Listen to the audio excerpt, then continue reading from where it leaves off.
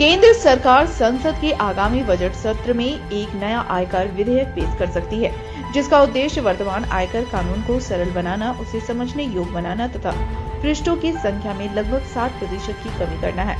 वित्त मंत्री निर्मला सीतारमण ने जुलाई के बजट में 6 महीने के भीतर 6 दशक पुराने आयकर अधिनियम 1961 की व्यापक समीक्षा की घोषणा की थी।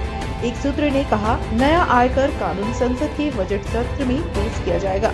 यह एक नया कानून होगा, न कि मौजूदा कानून में संशोधन। वर्तमान में कानून के मसौदे पर विधि मंत्रालय विचार कर रहा है और बजट सत्र के दूसरे भाग में इसे संसद में पेश किया जा सकता है।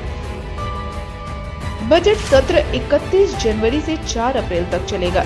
पहला भाग 31 जनवरी से 13 फरवरी राष्ट्रपति द्रौपदी मुर्मू की लोकसभा और राज्यसभा के संयुक्त अधिवेशन को संबोधित करने के साथ शुरू होगा, जिसके बाद 2024-25 के लिए आर्थिक सर्वेक्षण पेश किया जाएगा। वित्त वर्ष 2025-26 के लिए केंद्रीय बजट 1 फरवरी को पेश किया जाएगा। संसद 10 मार्च को पुनः आरंभ होगी और 4 अप्रैल तक चलेगी। आयकर अधिनियम 1961 की व्यापक समीक्षा के लिए सीतारमण द्वारा बजट घोषणा के बाद सीबीडीटी ने समीक्षा की, देखरेख करने और अधिनियम को संक्षिप्त, स्पष्ट और समझने में आसान बनाने के लिए एक आंतरिक समिति का गठन किया था। इससे विवाद, मुकदमेबाजी कम होगी और करदाताओं को अधिक कर निश्चितता मिलेगी।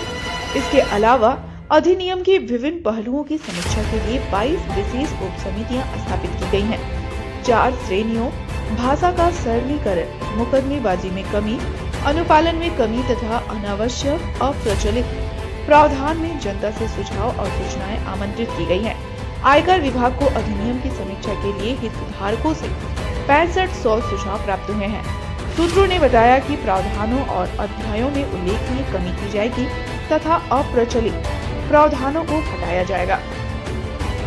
व्यक्तिगत आयकर, कॉर्पोरेट कर, प्रतिभूति लेन देन कर जैसे प्रत्यक्ष करों के अलावा उपहार और संपत्ति कर के अधिरोपण से संबंधित आयकर अधिनियम 1961 में वर्तमान में लगभग 298 धाराएं और 23 अध्याय हैं। सूत्र ने कहा, प्रयास यह है कि कर की मात्रा में लगभग 60% की कटौती की जाए। सीतारमण ने जुलाई 2024 के अपने बजट भाषण में कहा था कि समीक्षा का उद्देश्य अधिनियम को संक्षिप्त, सुस्पष्ट, पढ़ने और समझने में आसान बनाना है। उन्होंने कहा था कि इससे विवाद और मुकदमेबाजी कम होगी, जिससे करदाताओं को कर निश्चितता मिलेगी। इससे मुकदमेबाजी में उलझी मांग में भी कमी आएगी। इसे 6 महीने में पूरा करने का प्रस्ताव है।